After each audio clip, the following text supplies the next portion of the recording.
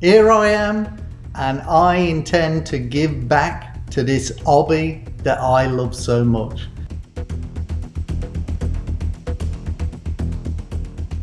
Metal detector's been so good to me, and I want everyone out there in metal detecting land to experience the thrill of holding that find of a lifetime, because believe me, it will come eventually. Gary Drayton has just dropped a bombshell. He claims the Oak Island story we've been told is full of lies. For years, we've watched the promise of treasure and history unravel on TV. Gary says he's exposing everything, and it could change how we see the entire island.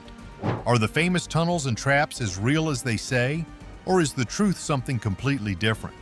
Tune in as we uncover what he's revealed and how it will change the show for the rest of the seasons. The hidden clues Gary brought to light. Remember when Gary joined the crew back in season 5? That's when things really took off, or at least that's how they sold it to us. Suddenly there were ancient tunnels, supposed royal treasures linked to King Charles II, and hints that the infamous money pit was almost within reach. But for every inch of progress, there's been a mile of question. Why were there these seemingly random finds? Why did the tunnels look old but not that old? More importantly, why did every major find end with a cliffhanger? It's like they're playing games with us, always leaving just enough crumbs to keep us watching, but never enough to make us full. Before we delve into this, it's clear that what Gary is about to reveal goes far beyond what anyone expected, and this won't be the only truth that will shock you. Gary's an expert with his metal detector, that much is clear. Every time he waves that thing around, it's like magic. He finds iron spikes, old coins, and even a button from the 1700s. But let's not be naive. The real question is, why are these pieces there at all? Are they just leftovers from old-time treasure hunters? Or are they part of a bigger orchestrated hoax to keep the show's viewers hooked? After all, if you're searching an island for treasure and you find a random railroad spike, shouldn't that just make you pause and think about how many people have already tried and failed to crack this case? It feels a bit like they're throwing scraps to make us think we're onto something. And what about this money pit?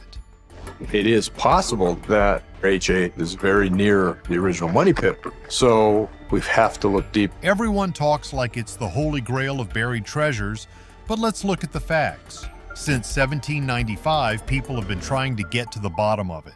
Hundreds of years, millions of dollars spent, and dozens of teams trying their best. And what do we have to show for it? Traps, tunnels, and lots of water. Every time they think they're getting somewhere, something happens. The pit floods, a shaft collapses, or they're blocked by bedrock. It's almost as if the island itself is fighting back, protecting whatever things it might have. But after so many failed attempts, isn't it possible that there's just nothing down there? Maybe the real treasure is the thrill of the hunt, and the money made off people hoping to see it found. Let's not forget the drama that's unfolded with these supposed finds. Coins linked to King Charles II, a stone path leading somewhere strange. All these things feel so conveniently placed, almost like they're part of a script. Something designed to keep us glued to the screen.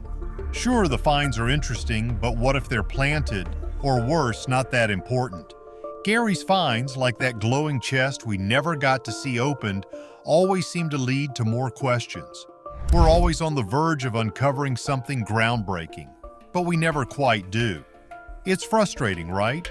It's almost like they want us to be in suspense forever, to keep us watching without ever giving us a real conclusion. And what about the old-timers who first dug on Oak Island? In just a few short weeks, Rick and Marty Lagina, along with their team, will be back for the mind-blowing Season 11 premiere of The Curse of Oak Island. The kids who found that dip in 1795, the Onslow Company who tried in 1803, and even President Franklin Roosevelt, everyone's tried to solve this question. They've used steam-powered drills, pumped out water, and dug until they're blue in the face, only to be met by more water or a cave-in. Why would anyone go to so much trouble to keep people from finding what's in the pit? Unless, of course, there's nothing there at all. Could it be that the so-called traps and flood tunnels are just a coincidence? Maybe it's nature playing tricks on everyone, making them believe they're getting closer when they're actually chasing a ghost. The truth is, Oak Island is as much a story about failure as it is about adventure. For every hopeful treasure hunter who arrives on the island, there's another who leaves, disappointed and empty-handed. Yet somehow that hasn't stopped anyone from trying. The Lagina brothers, with all their resources, are still at it, finding old wood, bits of parchment, and even human bones. It's impressive, sure, but it's not exactly a treasure chest full of gold. And every time they get close, it feels like the island just finds a new way to shut them down. Is it cursed? Maybe. Or maybe it's just one big trap designed to keep people digging forever, never finding the actual treasure they've been promised. I was looking for proof. Show me the proof. Okay, here's the coin. Here's the proof. Okay, I just have one question. Yeah, I can feel this coming. Gary Drayton's finds are no different. He uncovers coins, old buttons, and iron spikes, each one sparking excitement but ultimately leading nowhere. It makes you wonder if the island's treasures are real or if it's just a game that's been played for centuries. Even with modern technology and a huge budget, the team is stuck where everyone else has been, trying to piece together a story that's half-written and full of missing pages. Are they getting close, or are they just digging a deeper hole? The truth is elusive, and the deeper they go, the murkier it gets. And maybe, just maybe, that's the point. To keep the question alive, to keep us guessing, and to make sure that Oak Island remains just out of reach. Every dig brings something new, making it feel like the biggest discovery might still be buried somewhere below. Chasing shadows beneath Oak Island. Oak Island has been the subject of countless stories and legends for over 2 centuries. The idea that there is hidden treasure beneath the island has captivated imaginations, luring people into an endless chase. But if we strip away the hype, what are we really left with? A place that resists giving up its answers and a series of digs that have uncovered more traps than treasure. And yet the dream persists. The appeal of finding something monumental keeps the adventure going, even though it seems like the island is just playing a cruel trick on every treasure hunter who steps foot there. The famous money pit, supposedly the heart of the treasure, has become more of a black hole of hope and resources. Originally discovered by teenagers in 1795, the pit quickly gained a reputation for its complexity. As the dig continued, the hunters realized that it wasn't a natural formation. Wooden platforms, scattered tools, and evidence of deliberate construction gave rise to theories about what might lie at the bottom. Pirates, lost artifacts, even sacred relics, people began to speculate wildly. The deeper they went, the stranger the discoveries, but nothing of real value ever came up. It all sounds like a setup, doesn't it? A way for the island to keep people intrigued, but never truly rewarded. Many teams came after those first young explorers, each one convinced that they were going to be the ones to unlock Oak Island's question. The Onslow Company in 1803 thought they were on the brink of finding something, but were thwarted by flooding that seemed almost supernatural. Every time they tried to dig deeper, the pit would fill with water, leading them to believe that the treasure was intentionally booby-trapped. Fast forward to today, and the Lagina brothers are still dealing with the same issues. We can use that to project the line of the tunnel. Rick, you and I got to go down there. Explored the bottom yet to see where the tunnel is. So let's go get suited up. I want to go down that shaft. Advanced technology, millions of dollars, and what have they uncovered? Wood, bones, a few coins. Nothing definitive, nothing that screams treasure. It's almost tragic how much has been invested in this hunt. Imagine spending years of your life, not to mention millions of dollars, and coming away with nothing but fragments that only lead to more questions. Yet here we are, still captivated. The show keeps promising us that we're one step away from the truth, that there's just one more dig before everything is revealed. But if history tells us anything, it's that the island isn't giving up its answers without a fight, if there are any questions at all. What if the true question of Oak Island is not the treasure but the people it draws in? Think about it. The teenagers who first dug up the money pit, President Franklin Roosevelt, and now the Lagina brothers, they all share the same obsession. The promise of something extraordinary pulls them in, but the island seems designed to keep them guessing forever. It's as if the path itself is the real prize, a never-ending loop of hope, frustration, and determination. The quest for treasure becomes a story of human endurance, of believing against all evidence that there's something there, something worth finding. The faraway treasures, islands and pirates, and now I actually get to do this for a living. It is absolutely fantastic. Consider the tunnels themselves. They're supposed to be ancient, dating back to who knows when, built with a precision that has everyone baffled. But why would someone go to all that trouble to hide something only to leave enough clues that it could eventually be found? It doesn't add up. If these tunnels were meant to keep people away, they're doing a terrible job. After all, the hunt has never stopped. It's almost as if the tunnels were built to be found, to lead people on and keep them digging forever. And if that's the case, then Oak Island isn't a treasure trove, it's a riddle that's designed to never be solved. The swamp is another key feature of Oak Island that has drawn a lot of attention. It's been described as a man-made structure, with stones laid in deliberate patterns and traces of old wooden beams buried beneath. The swamp seems to hold some kind of clue, but every time they investigate, they end up with more questions.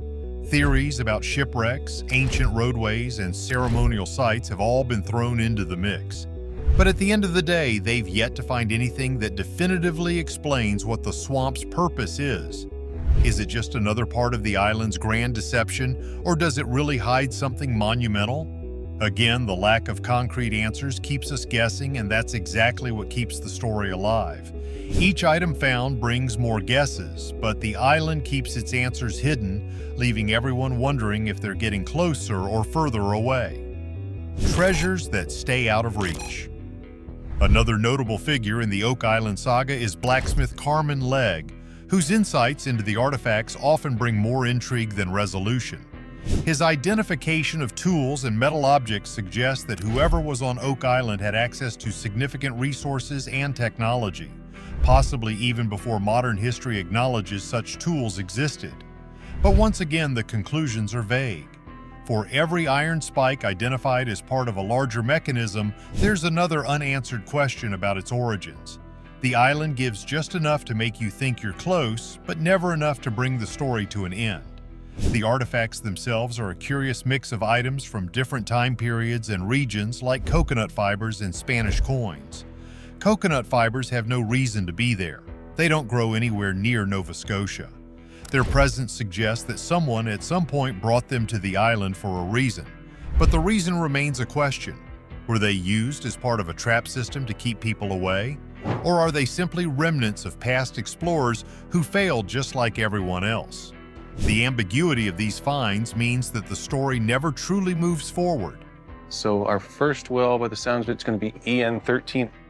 So 13 is covering the baby blob and the golden egg. Yep, seems like a good idea. It just goes in circles, offering more possibilities, but never any real answers. And then there's the legend of the curse. Supposedly, 7 people must die before the treasure is found. So far, 6 people have lost their lives in pursuit of Oak Island's questions. The idea of a curse adds an eerie, almost supernatural element to the story, something that keeps people on edge and makes every dig feel like it could be the last.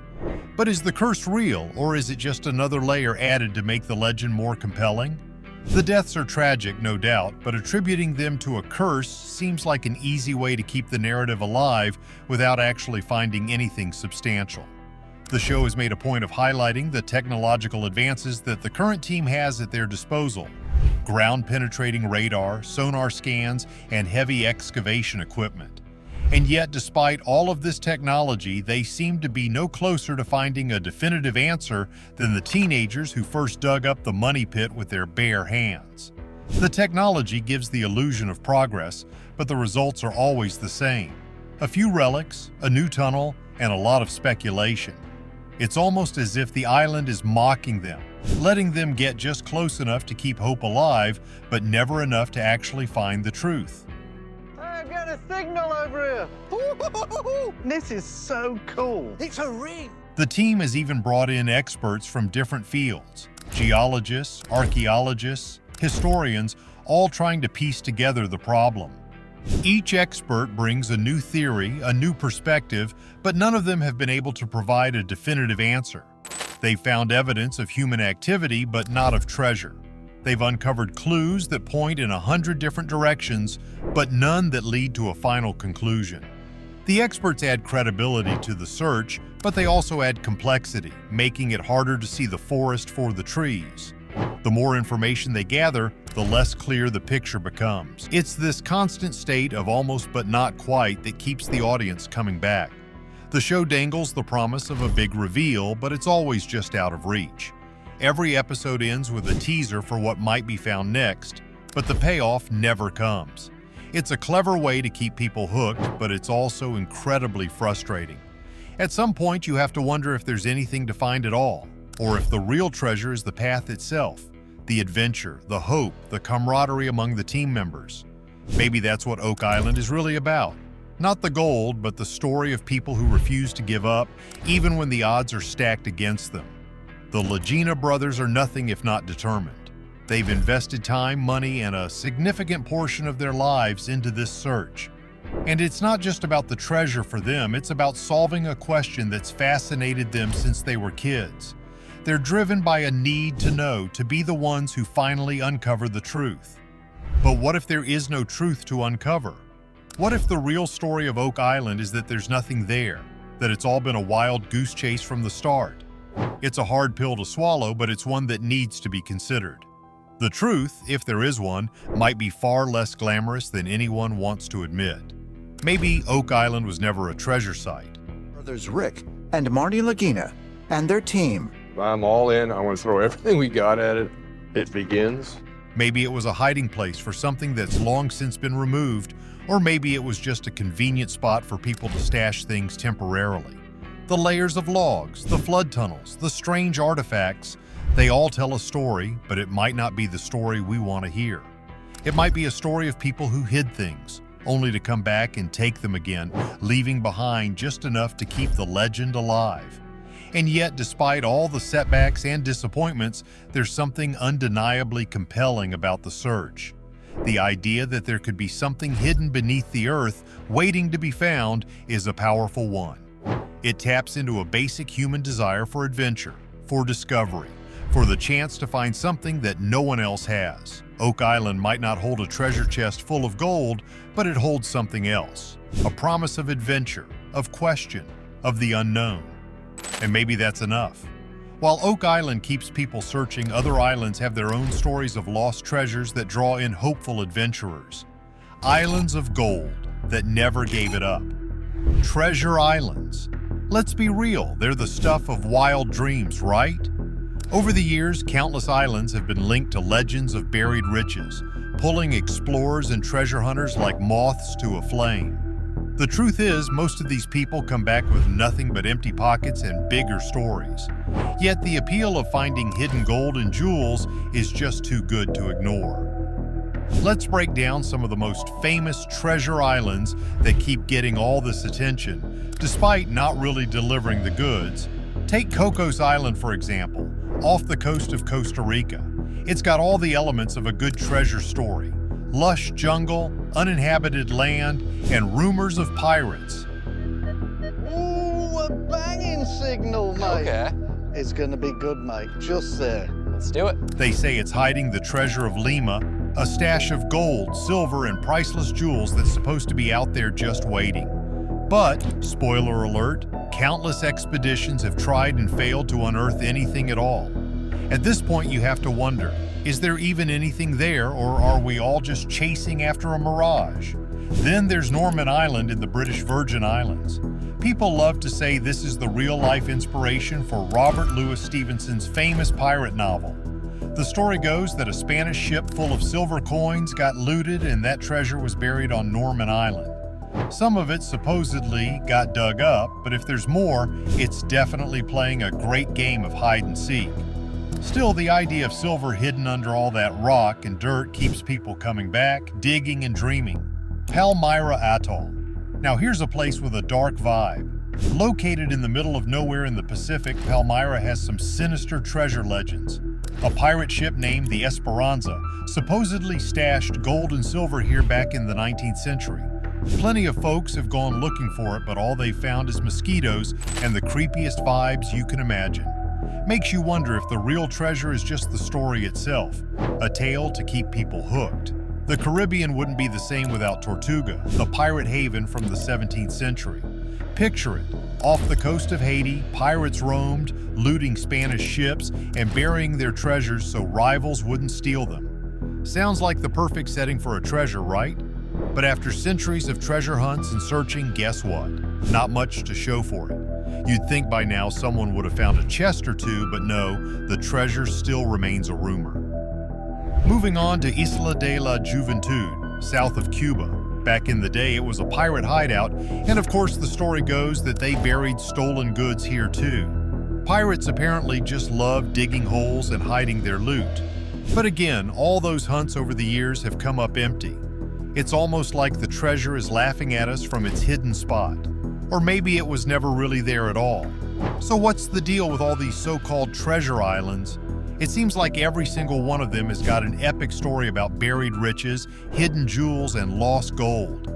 Yet when you look closely, nobody's really found anything that lives up to the hype.